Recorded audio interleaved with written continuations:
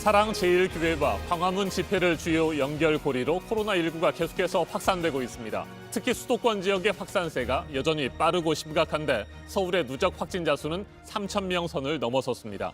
지난 1월 첫 번째 환자가 나온 뒤 7개월 만입니다. 2,000명 선을 넘어선 지 다시 3,000명대로 급증하는데 겨우 엿새밖에 걸리지 않았습니다. 네, 이 수치의 안도 좀 더 들여다보면 지금 문제가 중환자가 늘어날 가능성이 큰데 병실이 부족할 거라는 얘기가 계속 나오고 있는 상황이고요. 또 하나는 감염 경로를 알 수 없는 경우가 점점 더 늘고 있어서 방역당국의 역학조사에 한계가 올 수 있다는 우려도 커지고 있습니다. 무엇보다 정은경 질병관리본부장의 언급에서도 위감이 드러나는 게 이제 어느 누구도 코로나 감염에서 자유로울 수 없다고 했습니다. 먼저 김민관 기자가 보도합니다. 어제 오후 6시 서울의 확진자가 79명 추가됐습니다. 이로써 서울 지역 누적 확진자는 3,065명으로 집계됐습니다. 지난 1월 24일 1번 환자가 발생한 뒤 7개월 만에 3,000명을 넘어선 겁니다. 확진자 발생 장소는 점점 더 다양해지고 있습니다. 어제 서울 종로구 SK그룹 사옥에 근무하는 직원이 확진 판정을 받으면서 오늘 건물 전체가 폐쇄될 예정입니다. 지난 23일에는 서울 방배경찰서 소속 경찰관이 코로나19 확진 판정을 받아 건물 일부가 폐쇄됐습니다. 확진자와 함께 근무한 경찰관 35명도 자가격리에 들어갔습니다. 서울 성북구 성신여대에서도 확진자가 2명 발생해 방역당국이 역학조사를 진행 중입니다. 감염 경로를 알 수 없는 깜깜이 환자도 늘고 있습니다. 서울시는 23일 기준으로 깜깜이 환자가 전체 확진자의 22.3%에 이른다고 밝혔습니다. 정확한 추적을 위해 역학조사 인원을 늘리기도 했지만 조사원은 여전히 부족한 상태입니다. JTBC 김민관입니다. 코로나19 확진자는 서울 등 수도권뿐만 아니라 전국 곳곳에서 끊임없이 나오고 있습니다. 누적 확진자가 20명대였던 제주에서는 하루 만에 4명이 새롭게 확진 판정을 받았습니다. 청주에서는 종합병원 의사가 양성 판정을 받았는데 광화문 집회에서 코로나19에 감염된 어머니와 접촉한 뒤 감염 사실을 모르고 이틀 동안이나 환자들을 진료했습니다. 이혜원 기자입니다. 제주에서는 어제 용인 개척교회에 다녀온 목사 등 4명이 코로나19 확진 판정을 받았습니다. 한 확진자는 인천 시민으로 어제 제주에서 검사를 받은 직후 비행기를 타고 김포를 거쳐 인천 자택으로 갔습니다. 방역당국은 이 환자가 자가격리를 자택격리로 오해해 벌어진 일이라며 인천에서 격리조치 등을 관리할 예정이라고 했습니다. 충남에서는 천안 순천향대병원 중환자실 간호사 5명 등 10명의 추가 확진자가 나왔습니다.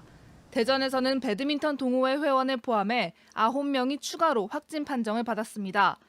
코로나19에 감염된 대전 지역 기자와 접촉한 이춘희 세종시장은 검사에서 음성이 나왔지만 다음 달 3일까지 자가격리에 들어가기로 했습니다.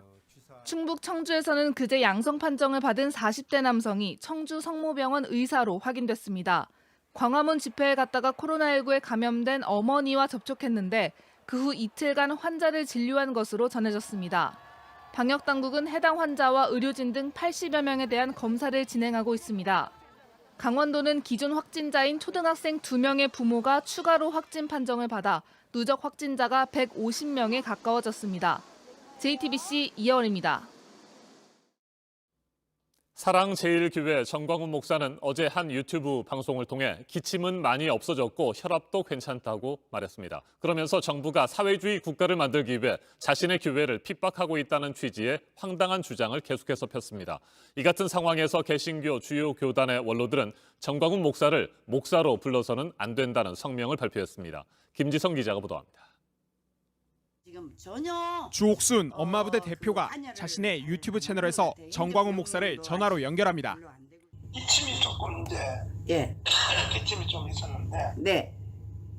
지금 여기서 주는 약 먹고 네. 해서 기침도 많이 없어졌고 네. 온도도 정상이고 예. 혈압도 괜찮으시고. 혈압도 괜찮고. 방역당국의 조치를 불신하더니 덕분에 건강이 좋아졌다고 얘기하는 겁니다. 하지만 이어진 대화에서 황당한 주장을 내놓습니다.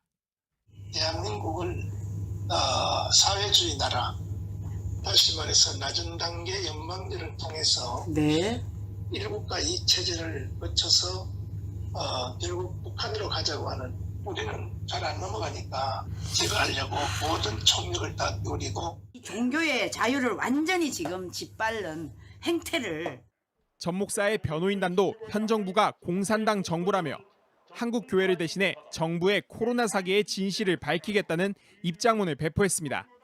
변호인단에 속한 변호사 대부분은 총선에 출마했다 떨어진 정치인들입니다. 강현재 변호사는 새정치민주연합, 국민의당, 자유한국당 등 당적을 옮기며 총선에 출마했지만 매번 낙선했고, 고영일 변호사도 기독자유 통일당 대표로 총선에 나섰지만 떨어졌습니다. 정준길 변호사도 새누리당 후보로 두 차례 총선에 출마했지만 당선되지 못했습니다. 이런 가운데 개신교 주요 교단의 원로들은 성명서를 통해 최근 사랑제일교회발 코로나 확진 사태에 대해 사죄를 했습니다. 그러면서 정광훈 목사와 그의 추종자들은 범죄 집단이라며 정광훈을 더 이상 목사로 부르지 말아달라고 호소했습니다. JTBC 김지성입니다. 제8호 태풍 바비가 제주도 서귀포 남쪽 해상에서 한반도를 향해 북상하고 있습니다. 지금은 시속 3km의 매우 느린 속도로 이동하고 있습니다. 오늘 밤 제주도를 시작으로 내일은 전국이 태풍의 영향권에 들겠습니다. 서울을 비롯한 수도권 지역에는 모레 목요일 아침에 가장 가까이 접근할 것으로 보입니다. 태풍의 오른쪽 위험 반원에 드는 서해안과 섬 지역에는 최대 순간 풍속 초속 60m의 매우 강한 바람이 불 것으로 보입니다. 이재승 기자가 보도합니다. 제8호 태풍 바비는 오늘 새벽 5시 제주 서귀포 남쪽 약 500km 해상까지 올라왔습니다. 중심 부근에 시속 133km의 강풍을 동반한 강한 강도의 태풍입니다. 30도 안팎의 따뜻한 해수면 위를 지나면서 수증기를 공급받아 강도는 점점 더 세지고 있습니다. 내일 새벽 서해로 진출하면서 강도는 매우 강으로 발달하고 이동 속도도 점차 빨라지겠습니다. 이로 인해 오늘 밤 제주도를 시작으로 내일과 모레는 한반도 전체가 태풍의 직접 영향권에 들겠습니다. 현재 제주 남쪽 먼바다에 태풍특보가 발효 중인데 특보구역은 점차 남해 전해상과 서해 그리고 전라도 지역으로 확대되겠습니다. 태풍 바비는 내일 오후 제주도 서쪽 해상을 지나 모레 목요일 아침에 서울 등 수도권에 가장 가깝게 접근하겠습니다. 이후 목요일 오후엔 북한 황해도 부근에 상륙할 것으로 보입니다.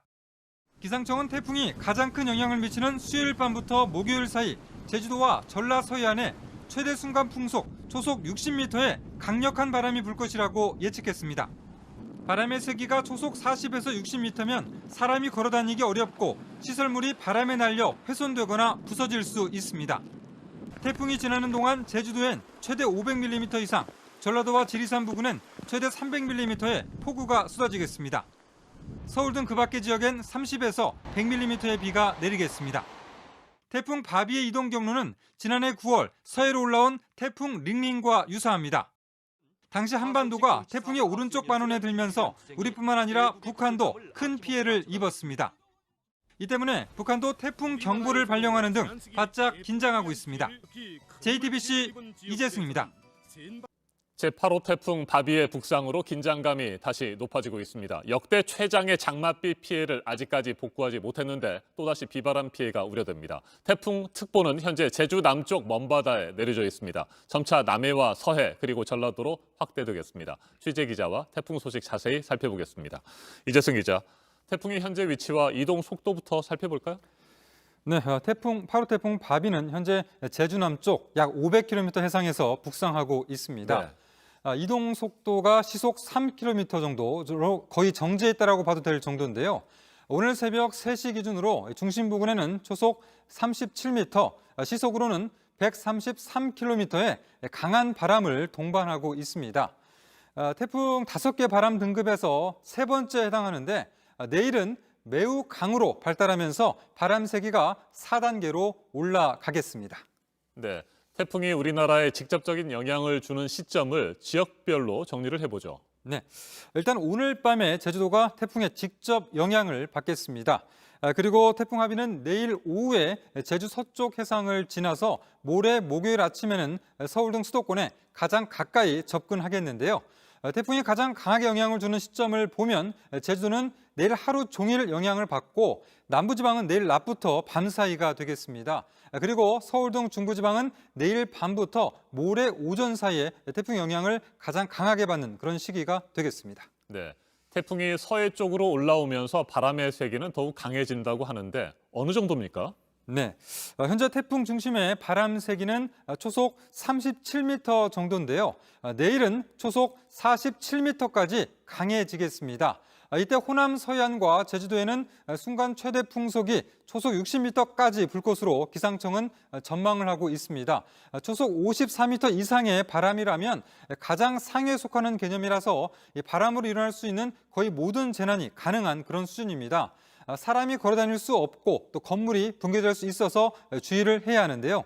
수도권을 비롯한 서쪽 내륙과 남해안에도 초속 35m 안팎의 강풍이 예상됩니다. 네, 현재 제주 남쪽 먼바다에는 태풍특보가 발효 중인데 그 이외 지역에서는 현재 폭염특보가 내려져 있잖아요. 특보 상황을 좀 정리를 해볼까요? 네, 지금은 태풍을 서쪽으로 밀어내고 있는 이 북태평양 고기압이 한반도를 덮고 있어서 무더운 날씨가 이어지고 있습니다. 그래서 현재 전국 대부분 지방에 폭염특보가 발효 중인데요. 다만 태풍이 올라오면서 이 태풍특보가 점차 확대되겠습니다. 지금은 제주 남쪽 먼바다에만 발효 중이지만 오전에 남해 전해상과 전남 그리고 오후에는 충청과 남부지방에도 태풍특보가 내려지겠습니다. 그리고 오늘 밤에는 네. 서울 등 수도권에도 태풍특보가 확대될 것으로 보입니다. 예비특보 구역을 보시면 앞으로 우리나라 전체에 태풍특보가 내려지겠습니다. 네, 모레 목요일 아침에 서울을 비롯한 수도권 지역에 가장 가깝게 태풍이 접근할 예정이고요. 그 이후에는 이제 북한 쪽으로 올라가잖아요. 북한도 현재 바짝 긴장하고 있다면서요? 네, 그렇습니다. 이 태풍 바비의 이동 경로가 지난해 9월에 서해로 올라온 태풍 링링 그리고 2012년 수도권에 피해를 줬던 볼라벤과 유사하기 때문인데요. 말씀하신 것처럼 이번 태풍 바비는 목요일 아침에 수도권에 가장 근접을 한 이후에 목요일 오후에는 북한 황해도 부근에 상륙할 것으로 그렇게 전망을 하고 있습니다. 그렇기 때문에 북한이 태풍 링링으로 인해서 지난해 막대한 피해를 입었기 때문에 올해도 큰 피해가 있지 않을까 그렇게 우려를 하고 긴장하고 있는 그런 상황입니다. 네, 별다른 피해 없이 태풍이 잘 빠져나갔으면 좋겠습니다. 여기까지 정리를 하죠. 이재성 기자 수고했습니다.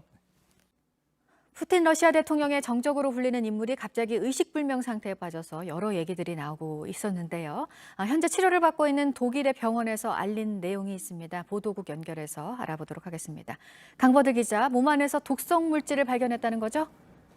예, 지난 20일 나발리가 비행 중 갑자기 의식불명 상태에 빠진 뒤부터 독극물에 중독된 것 아니냐는 추측이 나왔는데요.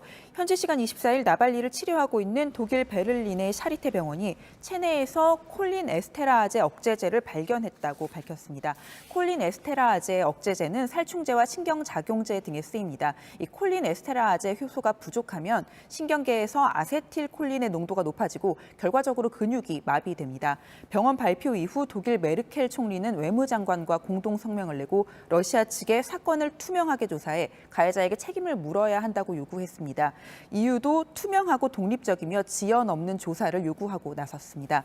러시아는 독일로 옮겨지기 전 나발리를 치료했던 옴스크 구급병원이 실시한 독성 물질 검사에서 음성 반응이 나왔었다며 반박하고 있습니다. 나발리는 여전히 혼수 상태로 중환자실에 입원 중인데 생명에 지장은 없는 상태라고 합니다.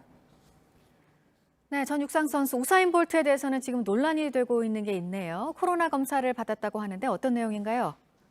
예, 우사인 볼트가 현지 시간 24일 자신의 트위터에 영상을 하나 올렸습니다. Saw that social media saying I'm confirmed of COVID-19. I did a test on Saturday, no symptoms, so going to quarantine myself and wait on the confirmation. 예, 며칠 전인 지난 21일 34번째 생일 파티가 문제가 된 겁니다. 이 소셜미디어 등에 공개된 영상을 보면 볼트는 물론이고 파티 참석자들도 마스크를 쓰지 않은 채 음악에 맞춰 춤을 추며 파티를 즐기고 있습니다. 그 직후에 자메이카의 한 라디오 매체가 볼트가 코로나19에 걸렸다고 보도했고 볼트는 스스로 검사 결과 나오지 않았고 격리 중이라고 밝힌 겁니다. 볼트의 생일 파티에는 잉글랜드 프리미어리그의 맨시티의 라힘 스털링 등 스포츠 스타들도 참석했습니다. 밝혔습니다. 끝으로 13명이 압사한 페루 클럽 파티 관련 소식입니다. 집합 금지 명령을 어기고 연 파티에 경찰이 출동하며 벌어진 사고였는데요. 연행됐던 22명 중 15명이 코로나19 양성 판정을 받았습니다. 당시 클럽에 100여 명이 모여 있었기 때문에 추가 감염도 우려되는 상황입니다. 이 밖에 새로 들어온 소식은 8시 이후 연결해서 다시 전해드리겠습니다. 지금까지 아침엔 지금 JTBC 강버들입니다. 네, 미국에서 또다시 인종차별에 반대하는 시위가 열리고 있습니다. 또 시위를 촉발시키게 만든 일이 있었습니다. 보도국 연결하겠습니다. 강버들 기자, 경찰이 흑인 남성의 총을 쐈습니다. 이 남성의 아이들이 지켜보고 있던 상황이었고요. 또 총을 쏠 이유가 없었다는 거죠? 현지 시간 23일 오후 미국 위스콘신주 커노샤에서 벌어진 일입니다. 영상을 보면요, 제이컵 블레이크라는 흑인 남성이 경찰을 뒤로 하고 걸어가는데 경찰이 따라와 차에 타려는 블레이크의 등에 총을 쐈습니다. 영상에는 총성 7발이 담겨 있습니다. 블레이크는 중태에 빠졌습니다. 블레이크 측 변호사는 당시 차에 블레이크의 3살, 5살, 8살 아들이 타고 있었다고 밝혔습니다. 당시에 블레이크는 비무장 상태였고요. 목격자에 따르면 길거리에서 벌어진 다른 사람의 싸움을 말리던 중이었다고 합니다.